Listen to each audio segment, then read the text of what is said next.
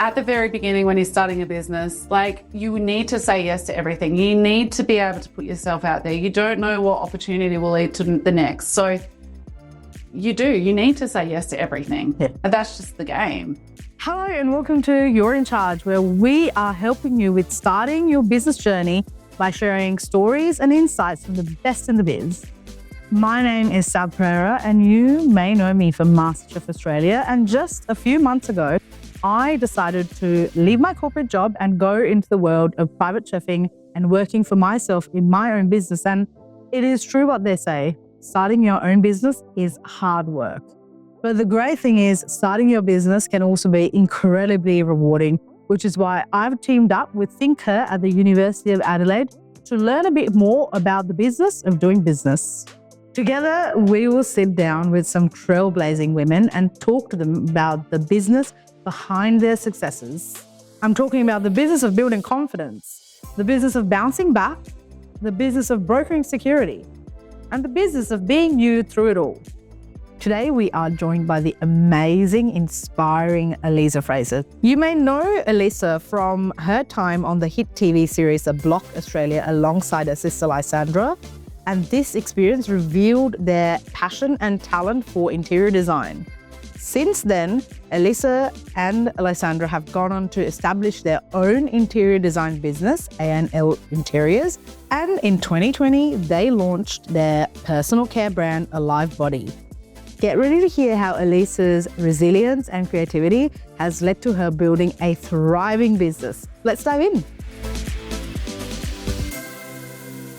Alisa, thank you so much for joining us here on You're in Charge. It's an absolute pleasure to have you here. Just to kick things off, you've had this amazing trajectory.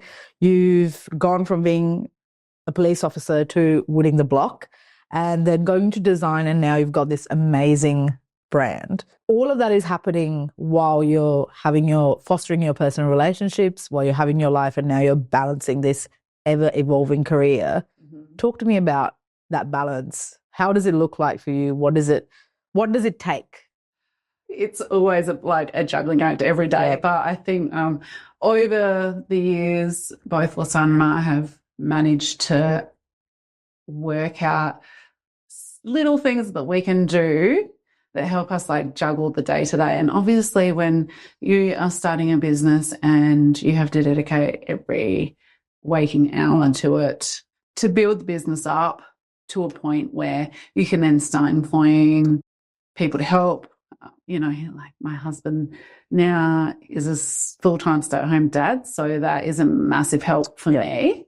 But that's taken 13 years to be in this position, to be able to really bite the bullet and go, I'm hiring myself an EA. I've got, Lysandra's got her own assistant too, and just a team to support the every day-to-day running of the business.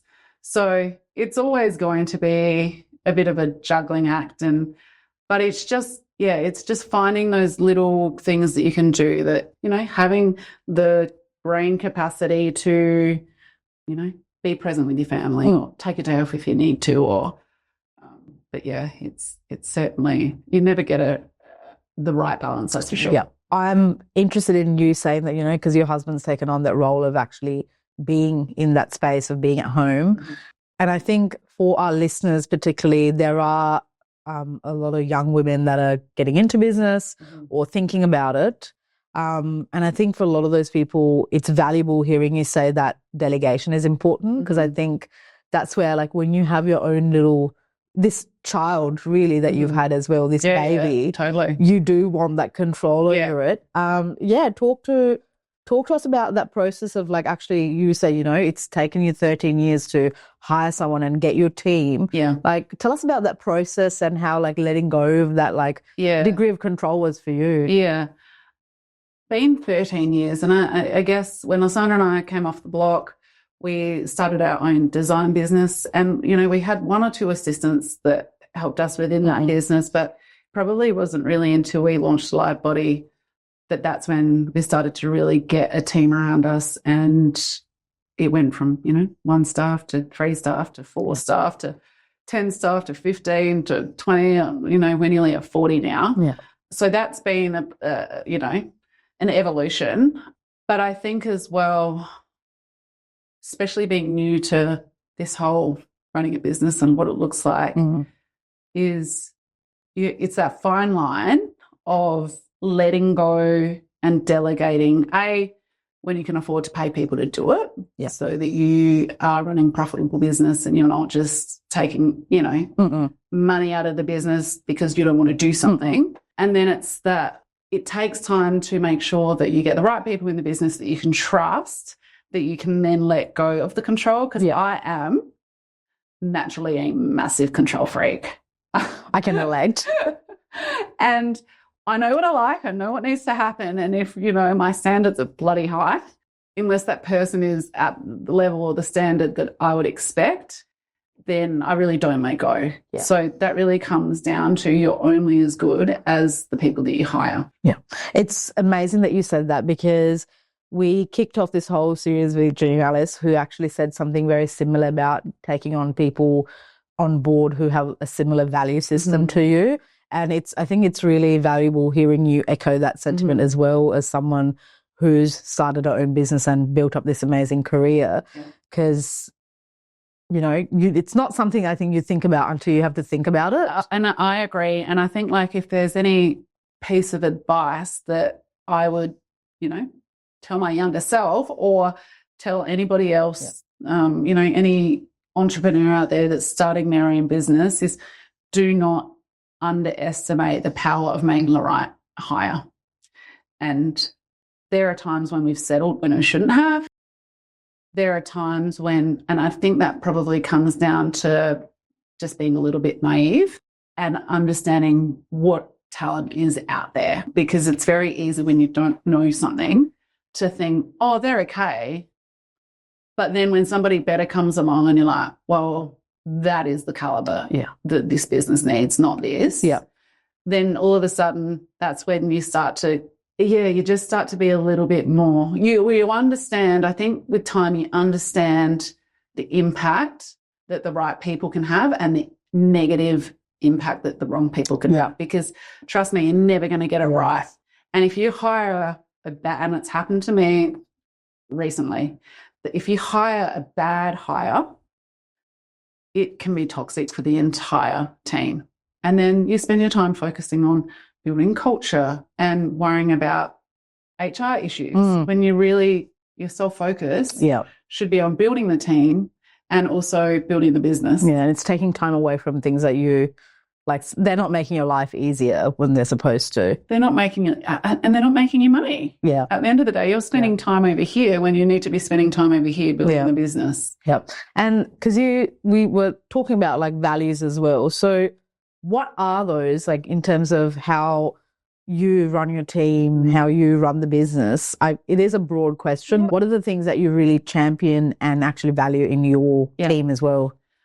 So to me, it's, again, I do have very high expectation of what good looks like to me. And that's commitment.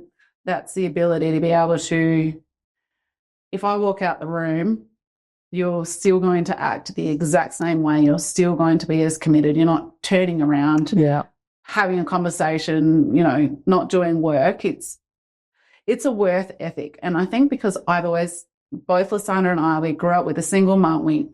She had her own business when we were growing up. We saw how hard mum worked, and that was instilled in us. Everything we do in life, it's 150%. So that's just something that's been instilled in us, and now I expect the same in others.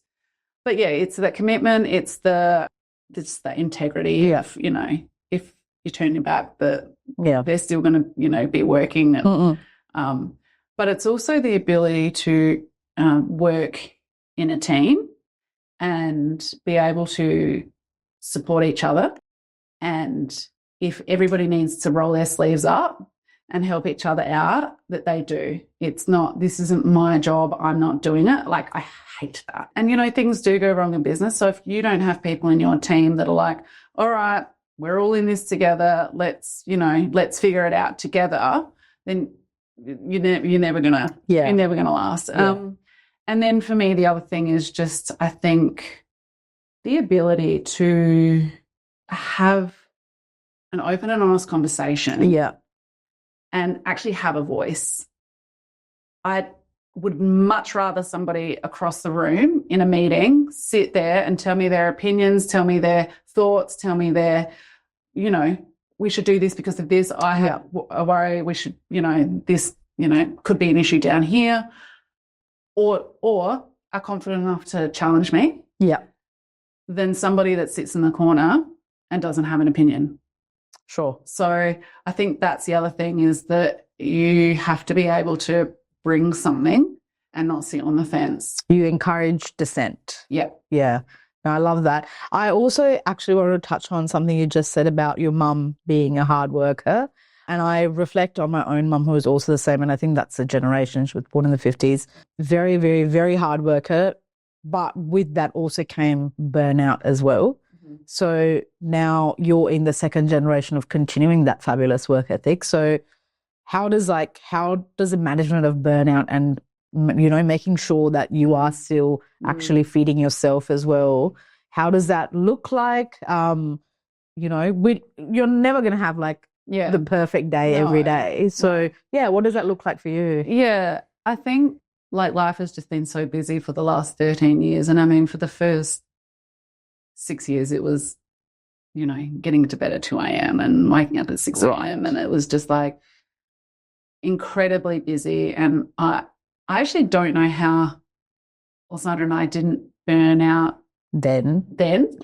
It's just not human. It's just not, nobody should go through that amount of stress, right? Just kind of go, that's just what I got to do. Yeah, it's not human nature to put yourself under that much stress. It wasn't really until last year was probably the hardest year for me, just with a lot of internal issues, and business was going great, but the internal issues suck you up and they just take you off, and it's just so emotionally challenging that at the end of last year, it was that's probably the first time I had officially burnout in 13 years. I just crashed and I hit rock bottom, and I couldn't see the light. I was like, I can't do this anymore. I've got nothing.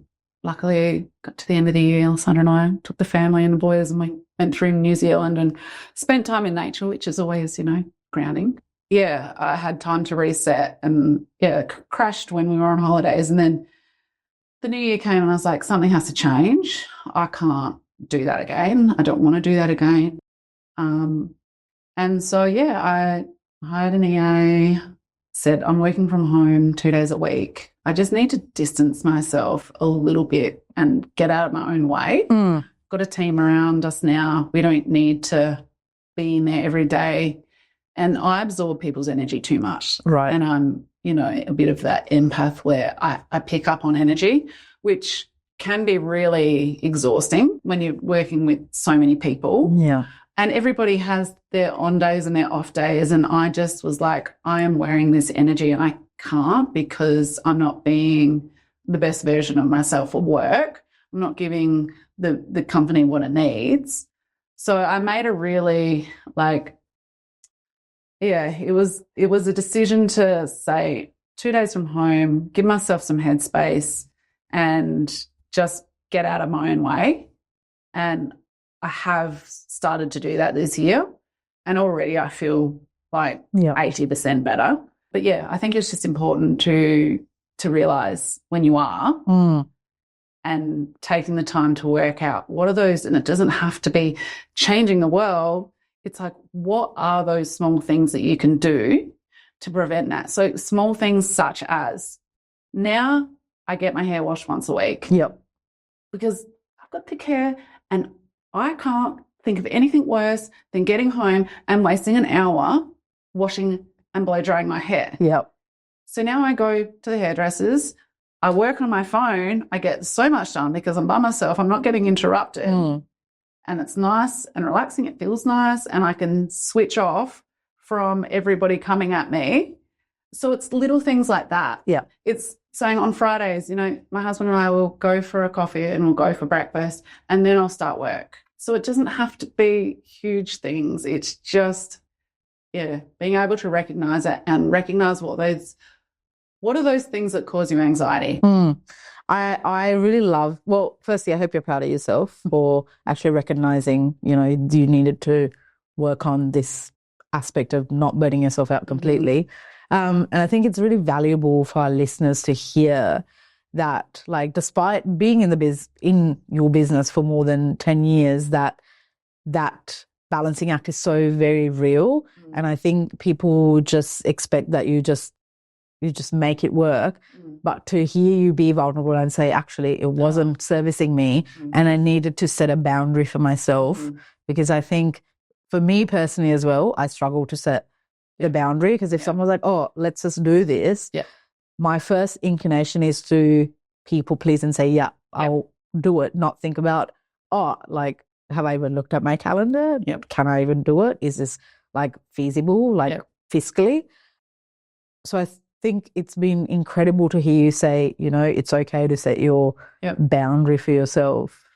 And I think just on that as well, like that ability to say no to things. And I think because we've been in the game now long enough, at the very beginning when you're starting a business, like you need to say yes to everything. You need to be able to put yourself out there. You don't know what opportunity will lead to the next. So you need to say yes to everything. And that's just the game. I think as you go along in your journey and you know you've been around long enough to go, well, that, and it was not a selfish thing. Am I going to benefit from this? By taking my time away from work or my family to spend time over here when I probably don't really want to do it. I feel like I'm obliged. I feel like I should, versus I actually don't have any time and now you're taking time away from my family, or that 3 hours on the business is far more valuable than it is, you know, being invited to a luncheon or whatever it is that you get invited to a million times, you know, throughout the year. It's really sitting down and going, do I have the energy for that? Will I enjoy it? Do I want to go? And what am I giving up if I go? And you definitely get better at that. And I just love that, because that's really like an emotional cost benefit analysis, really. And on that, I just also actually wanted to ask, so because we will have a lot of listeners that are young entrepreneurs and young women looking to get into business. And I think the ability to say no comes with confidence as well. Yeah, it does. So when you first started out versus now, like, how did you foster that confidence and what does that look like for you? It's a big question. Lysandra and I did say yes to everything. And I don't regret that at all. Like, it all leads to where we are now. And I do think if you're young and you've got the time and you're not giving up time with your family and you're starting off, then I think, like, yes, there's a confidence thing, but then there's also I should be doing this. Because it's almost like you need to, it's not earning your stripes as such, but it is like everyone needs to start somewhere. And to me, that whole part of saying yes to everything at the beginning, that's just a part of earning your stripe, I think, because if you're not saying yes to everything, then you're saying no to a potential opportunity. And I think the further you get along, and there's always, every time you say no, even now, there's potentially an opportunity that we're giving up. But it's funny the way that you change. Like, when you look at, if you're looking at it from a commercial sense, it's like working out how much you earn a year, how profitable the business is, dividing that by every hour and going, all right, I earn this much an hour. And over here, like, that looks good on paper, but when you actually break it down, this is what I earn an hour.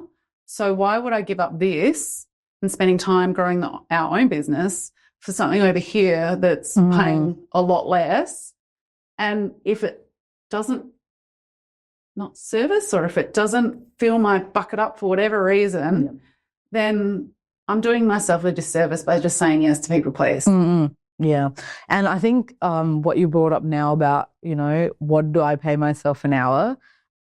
Incredibly valuable, because I think when you're starting off in business, and that certainly was the case for me as well, it was heavily focused on, okay, I need to like get all the opportunities I can get, but then you just forget to pay yourself a fair wage to actually put value on your time. Yeah. And I think a lot of like young women especially are like fed that thing of like, no, you just, got to do all this backbreaking work because that's just what's expected. But then, you need to build up that confidence to charge what you're worth. Yeah. Yeah. And that just comes with time, really, like time and confidence. And at the beginning you do just have to, you have to work for nothing. You have to, put in the hard yards. Yeah. And if you think it's going to be anything other than that, and I think this is what, unfortunately, so many people don't succeed because they try it for 2 weeks, 2 months, or, even 2 years. And I'm like, oh, I'm not getting anything from it, or I'm not, this isn't what I thought it would be, or this is too hard, or I don't want to do this. Well, unfortunately, that's part of it. And you've got to take the good with the bad. It's not just the good. Yeah. And, if you can't do this, and you're not gonna survive over here. Yeah. So. And I think the motivation piece is really important in that, because I've actually had this chat with a few of the Master of contestants, because a few of us have actually gone into the business of hospitality and food.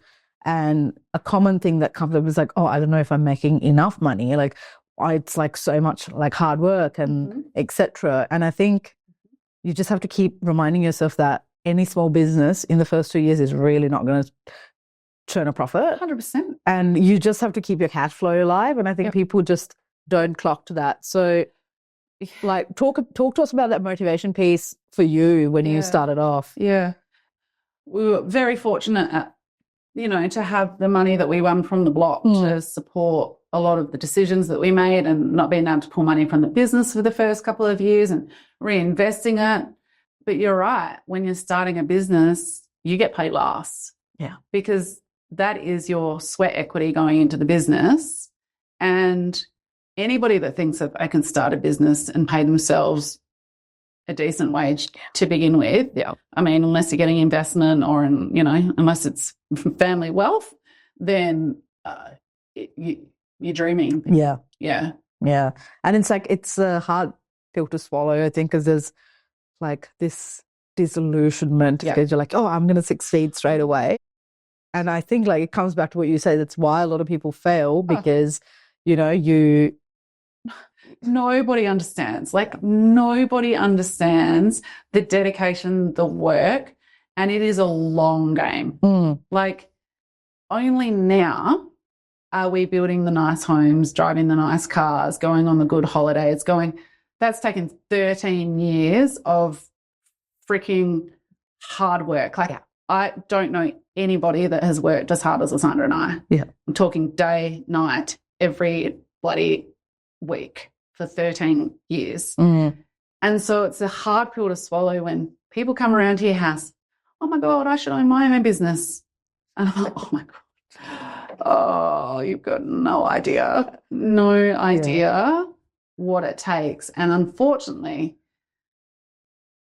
you're right. People glamorize, the whole entrepreneur, owning your own business, the grind. And I think potentially like the Instagram and, showing Instagram versus reality hasn't helped. Yep. But the reality of it is that if you're not willing to put in blood, sweat and tears, I mean, I'm going to say probably for the first 5 years. Yeah.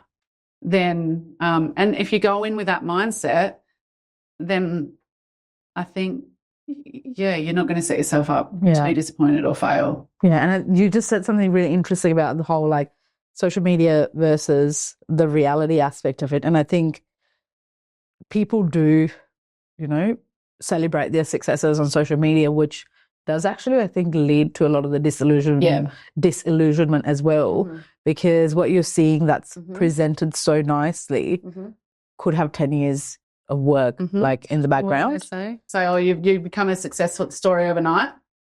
Yeah, in your eyes, you didn't see what I did for the last 10 years. Like, it's not that. Like, it's you can never become an instant success overnight. Yeah.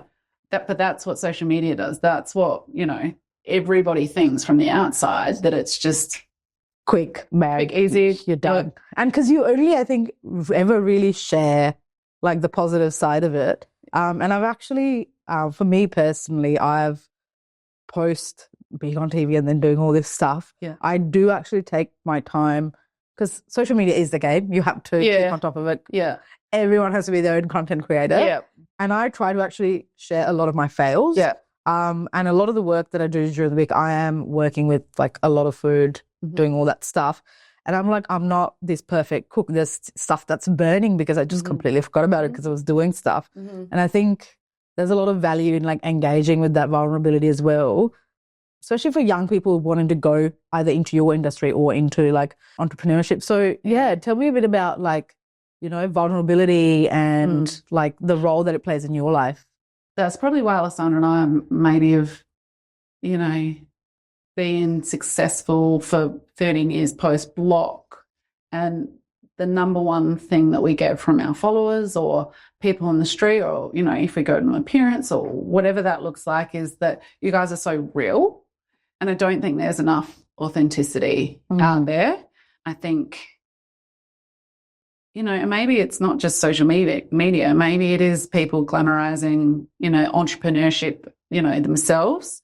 But I feel like we equally, if not, I probably show more of the, I just had a 14-hour day at work. Yeah. Than more of a, like this. Yeah. You do I would do the highlight reel at the end of the year. But we certainly don't like make it look glamorous, that's for sure. And we certainly don't sit there and say it's easy because it's not. But I do think being vulnerable, and if you look on social media, who do you gravitate towards? Yeah. You gravitate towards the people that are real, the people that are authentic, and the people that you can relate to. Yeah. And Lysandra and I have always been that way. And, I think that's probably why we gravitate to people that are that way as well. And I think it's so important. I think that what you said was incredibly valuable because we had Brooke Upton on the podcast who said, you wake up and go to bed with these people. And if you can find a moment to actually validate that, like, give a bit of validation to someone that they're doing okay. Like it doesn't have to be all roses, like roses and rainbows all the time. Yeah. I think that's incredibly valuable, especially for our young listeners, especially, being in the sort of, I think, climate now where things can get really overwhelming. Yeah. And to say, like I said, like I feel like it was, I think when you're authentic and vulnerable and you don't know what impact you're having on people at the time. And it's not until someone will come up to you or, Lysandra and I went to a bathroom expo where we had our vanities on display and we saw all these people come through the door from our, their interior designers or in that space. And the amount of people that came up to us that day, like they had known us for 15 years, and said, you guys are so inspiring. You inspired me to start interior design. You inspired me to do this. Was so, like, by the end of the day, we were just like, what the actual just happened? Yeah. Because you don't think that you have an impact on people. Like, we don't ever think, like, our words or what we do actually have that effect on people. Because to you, it's just you're on your little phone. Exactly. In your little Yeah, and you're like, who am I? What am I? Like, how am I going to help somebody? When you hear that kind of thing, you're like, shit, like we need to make sure that we keep doing it because if we can have an effect on people's lives or inspire them in a certain way, or whether it's, they were going to quit, but, they've been inspired to keep going because we've shared the fact that the journey's hard and if you keep pushing through, you'll get there. Then, like, how cool is that? Yeah, and I think, like, because you said at the beginning, you are taking a lot of opportunities when you're starting the business off, and obviously the drive is you want to make money, earn money, be successful. But it must be amazing now, down the track, that it becomes enmeshed in your motivation to go, actually, what message am I giving to these people because they are listening? That must be amazing. That must be an amazing feeling. Yeah, it is. It's good because like sometimes you just feel like you're putting your head down, you're not really having an impact. You don't have the time and energy to give back. And there are certainly those times where you're just like, if someone asks me for one more thing, my bucket is tipping and I don't have a single bit of myself to give. Yeah.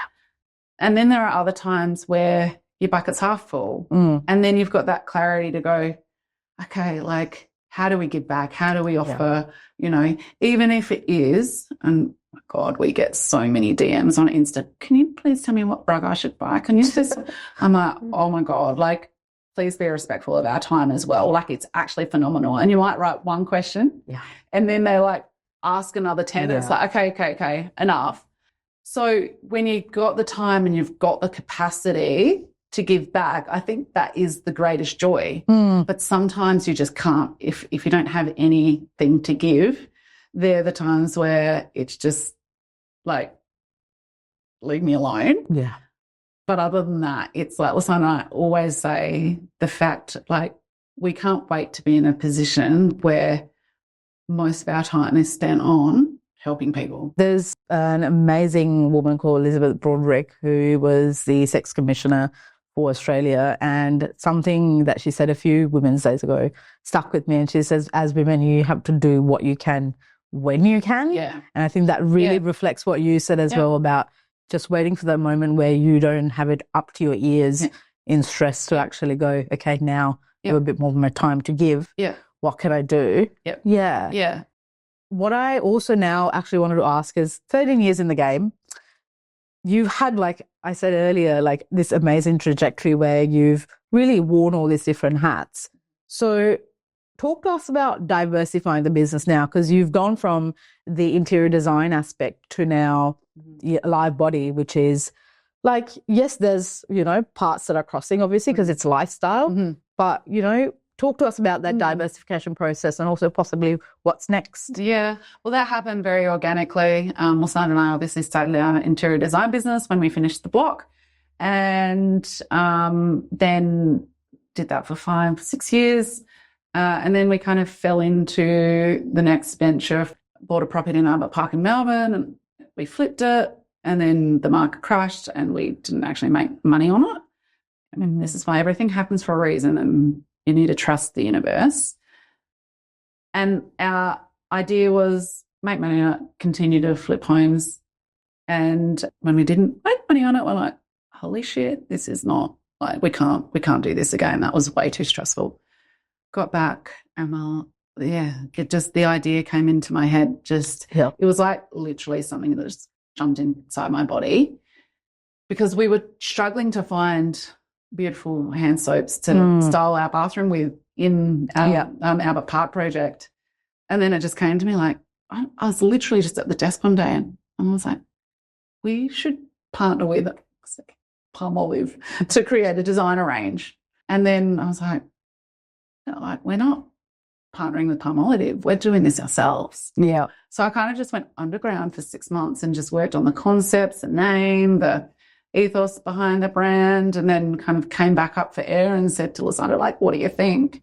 She's like, love it, let's do it. And so, yeah, she believed in it that much that she sold her house to put money into the business. Wow. Yeah. And lived pretty rough for the last, not now, but when we started the business, you know, she was living in rentals and at the back of her friend's house, and that's what people don't see. Yeah. You know, people don't see the sacrifice that you give. People don't see the risks that you wear from making big decisions. That took 2 years to get off the ground, and we're celebrating our 5th birthday at the moment. That's so exciting. Yeah. And how do you keep things fresh now with the brands, with the... well, it does help having ADHD, because I can't stop. Like, my brain doesn't stop. And being naturally, you know, we're both very creative. We're never short of an idea. Yeah. So, you know, ask a non-creative person that, and they'd really struggle to go, you know, we have to do market research, or we have to, you know, but it's just like, I've got too many ideas in my head to actually execute. Yeah. And where does your team come in terms of ideas as well, because you spoke about like creating this like inclusive space where they can dissent, where they can actually have their opinions and stuff. How much of that does actually end up going into what you implement? So we've got a full NPD, which is new product development, an R&D, research and development team. And we meet regularly to talk about what's in the new NPD pipeline, where are the gaps, what's customer feedback, and then a lot of the decisions will be formed or initiated from Lysandra and I seeing a gap in the market or something that we're like, oh, that's annoying. Like if that's annoying for us, then that's annoying for other people. So a lot of it is fed down from us and then into the team. But like even 2 weeks ago, we had a session where everybody puts their ideas into a big spreadsheet, whether it's come from our reps out on the road from feedback they're hearing, whether it's internal team members or their friends, or whether it's from Lysandra and I, and then we sit down and we discuss why it's a good idea, why it's not, the feasibility, the commercial, does it make commercial, is it commercially viable? And then we kind of create the pipeline from that. Yeah, that's so exciting. But like I said, it's taken 13 years to get to that point where it's more of a seamless process now versus when you had to do literally every single thing. Yeah, Eli's been for 5 years, and that's where we've really built the team. So, but I guess, from that 5 years, now being able to go, this is my idea. Or Lysandra going, hey, can we do this? And then conceptualizing it, which is like sometimes the hardest part. Is putting it all together so it makes sense with how it flows in with your other product offerings or how you see it in your head, and then like trying to get that out of your head onto, a piece of paper to then hand it over. So there's a lot of time spent in that space, and then it gets sent down to the team from, brand marketing down to NPD, through to graphic design, and, then onto the salespeople, onto ops. So at some point they're like, job done, on to the next, go. Love that. Post-block, as you said, you've had obviously the finances to fund this thing that you've been doing. Would you have gone into interior designing anyway if you didn't win? Probably not. Really? I think I'd still be in the police force. Probably measurable. Yeah, and that really did make a huge impact. 100%. We would not be sitting here today if it wasn't for the block. Tell us a little bit about what were like the early opportunities like? What were you actually doing versus like, I know you said like you do bigger projects and stuff now, which is natural. Things like, working with big national brands like 40 Winks, we created our own bed range. We still continue to work with Tiles, Reese, Bathrooms, Luxaflex. There was just so many different opportunities to work with, Mervag, which is a big development company. Just so many opportunities. But remembering 13 years ago as well, I feel like it was a different space for brand collaborations, partnerships, whereas now it's a little bit more authentic from you working with them ongoing to create that relationship. It's not so much more brand ambassador anymore because every influencer now is a brand ambassador. Whereas in the day before, like social media was a big thing, because really Instagram was only starting to be big when we were coming off. We didn't jump on the train. We're like, what is this Instagram? They want us to post, like, we don't like this. So it was really only becoming big then, whereas like back in the day it was like sponsorships and brand ambassadors and that have one, person representing the brand, where I think that really is starting to change. Yeah, and I think it's also like it wasn't really used as a business tool like it is now, because people have careers built entirely on promoting stuff on TikTok and Instagram, which like blows my mind. Like that LTK or whatever it is, where they just promote stuff to get feedback. Which is, I think it's like, it's good, but then there's also like, it's hard, I think, when you're starting off in business, because you've got to be your own content creator. You've got to edit your own videos, and that's on top of running a business. Making sure you've got cash flow, And like it's so, and like I'm sorry to make like a food analogy, but it's literally like you've got 4 pots on the stove, and you're just literally like trying to like juggle where they're going. And I mean, I personally can't think of anything worse than being in front of the camera. Like, get me behind a camera for a product shoot any day of the week and put me in front of the camera. Hats off to influencers that can do it, jump on stories, talk, you know, just like being in front of the camera, because it really is like, you deserve to get paid.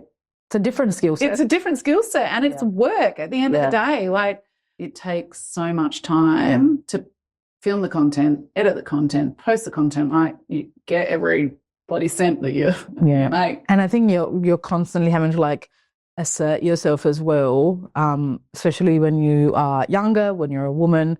You just have to be like, no, this is my value, and you constantly have to, you know, be like, no, like pay me what I'm worth. And it's hard. Yes. And I think we'll have a lot of listeners that are like, how do I manage that aspect of it, especially when the landscape has changed for how you market yourself and how you market your product and your business. Yeah. So for you, like, life's changed. You said you've got, you know, 1,000 ideas in your head, but what inspires you? Where do you find inspiration to go, hey, that's something I want to include? And it can literally be about a live body, about interior design, about your actual personal life. Like where do you draw inspiration from? It's a big question. I think definitely nature. Like, I'm something about nature, like get me in the hills, get me in trees, water, by the sea, whatever it is. So a lot of inspiration comes from that, from like, I guess from a color palette wise, like an aesthetic.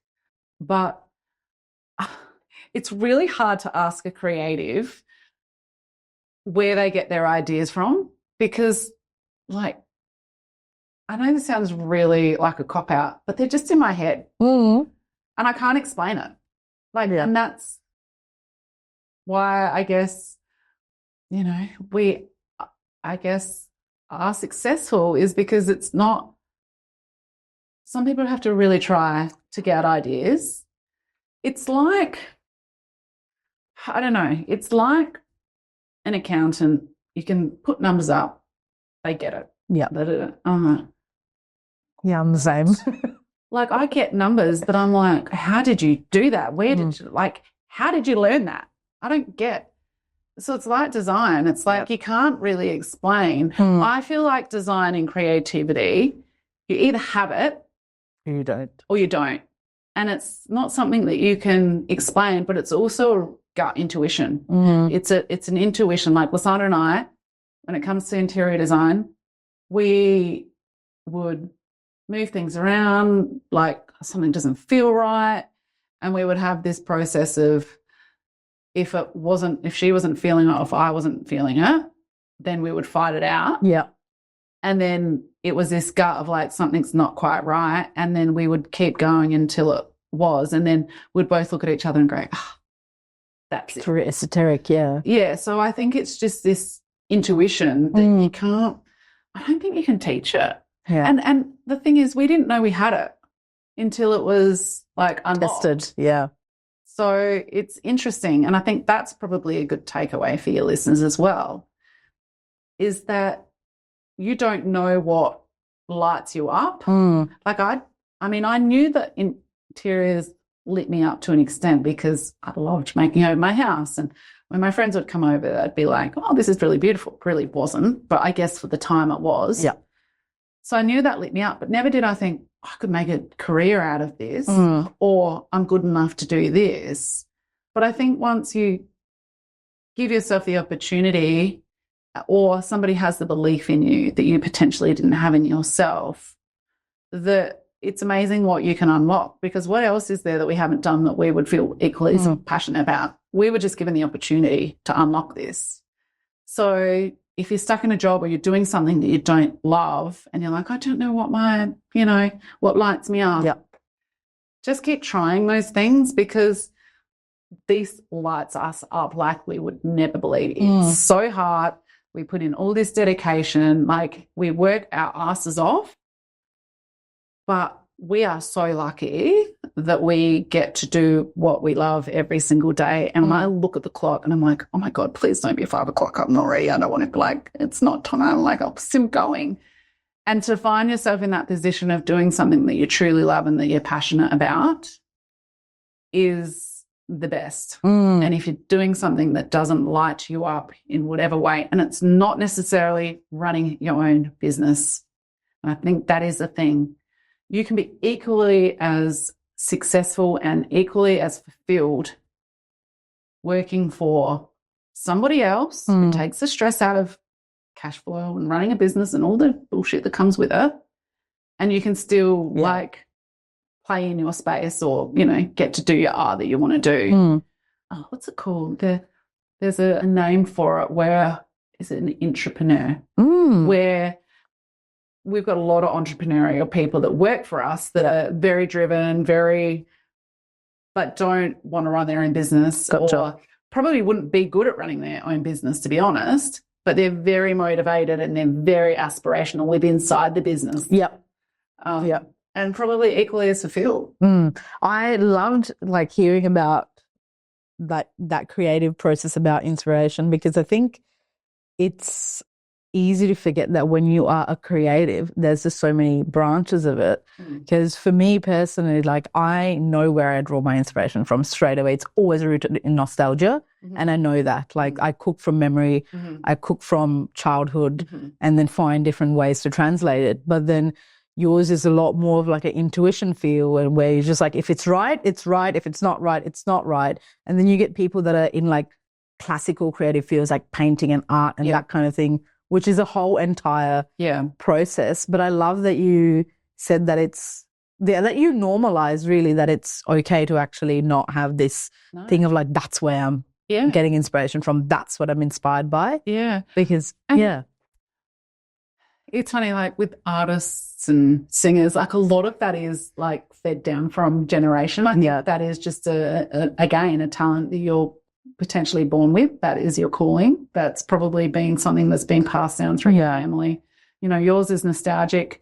I do think there is Lysandra and I grew up with a single mum. She had no money. We lived in housing trust.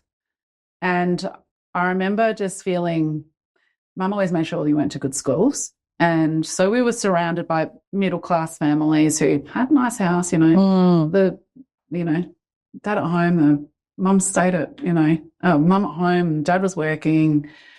So we got to kind of see how the middle class lived. And then also going, like, there was that feeling of like, as a kid, embarrassment of going, our house doesn't look like their house, our street doesn't look like, our suburb doesn't look like. So there was potentially this unknowing, like, we would paint the house to make it look nicer. We would, back in the day, sway paint was a thing, and like you could, do anything to housing trust times, like you didn't need permission to do it up. And like, so we tried to make it feel like, nicer, like our own home. It was our own home, but, we didn't own it. And so maybe it was then. Maybe it was that, how do you make something look good on a budget, and being able to look at something and turn it into something else. So I do think that there was this underlying element to how we got brought up. And there's also, I think, like that's what you said before about certain things just can't be taught. And I think that's true of all creatives, because what you're essentially doing with your product, your art, your thing that you're doing is you're creating an emotion. And a lot of the times it is an emotion of warmth and comfort. And you can't be taught that. Like that's, to me, like it sounds so silly, but I'm like, I want to cook. I don't want to cook like a chef. I want to cook like a nonna, because that's the feeling that I want to give people. And I'm sure that like you create these spaces for people to feel warm and safe in. And that's like something that just can't be taught. You just know that it feels right. And I think you're right. Like, it's not sterile. It feels homey. It feels, it feels functional. It feels considered. It feels safe. It intentional. feels, Alisa, it's been amazing having this chat with you. Just for yourself, what do you want to master this year? Whether it's a personal skill, whether it's a professional skill. Yeah, what do you want to master? I think for me, it's just prioritizing my mental health, getting out of my own way, and allowing myself the space to empty the bucket so that I can find moments of joy. Yeah, I love that. Alisa, thank you again for being on You're in Charge. I actually have learned so much to take away from this entire conversation, and I'm sure our listeners have as well. So thanks again for having me. It has been amazing having Alisa here with us at You're in Charge. And there were lots of bits of wisdom that she shared with us. But for me personally, the main takeaway was how inspiring she was in saying that, you know, you really do need to be kind to yourself when you are starting off a business, because really you're not going to see the profits of your hard work for about 5 years. I think when you are in the entrepreneurial space and you are a business owner, you do, want to make the money. You want to make sure that you've got that business flow correct. But it does take time. And for me, it was a really good reminder that what I'm working on now is setting myself up for success in the next 3 to 4 years' time. And I just have to keep at it. So that's my takeaway. I found it incredibly valuable. But here at You're in Charge, we're about you and your business journey. So if Alisa's chat has inspired you, tell us. Search for ThincLab, that's ThincLab on all the socials, and leave us a comment. Or email us at ThincHer@adelaide.edu.au. All the links and info you'll need are now in our show notes. Don't forget to hit that follow button and share this episode with your friends, because trust me, you won't want to miss what's coming up next. Our next guest is none other than Professor Jessica Gallagher, Deputy Vice-Chancellor of External Engagement at the University of Adelaide. It's going to be an inspiring conversation, so stay tuned. I have 2 daughters. I want more for them. I don't want them to see the types of gender imbalances that I think we still see today. And that means we've got to work together and we've got to be committed to making change. Keep inspiring, keep striving, and always remember you're in charge of your business journey.